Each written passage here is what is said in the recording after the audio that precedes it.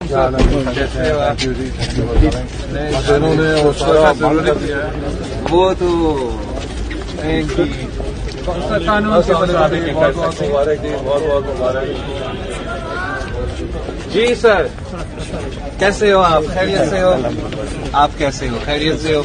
हम आए हैं कायदे के खिलाफ से मिलने के लिए, और जैसे कि आपको पता है कि नेशनल असेंबली का मेंबर्स के पास इख्तियार है कि वो किसी भी जेल को किसी भी वक्त इंस्पेक्ट कर सकते हैं। तो हम आए हैं इंस्पेक्ट करने के लिए, हमें आप इजाजत दे दें। इजाजत देंगे आप?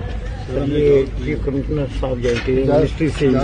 अच्छा, मेरे ख्याल में ये तो हमारे पार्लियामेंट के प्रिविलेज के खिलाफ वर्जी है। मालूम है कि मैं ह्यूमन राइट्स कमेटी का भी चेयरमैन हूँ, उसका नोटिस भी ले सकता हूँ, और ऐसा तो नहीं होना चाहिए।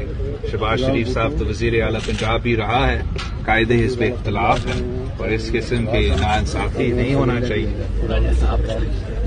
हमारे लिए तो जनाब आपका चलिए, मैं आपका बहुत शुक्रिया। हम क्या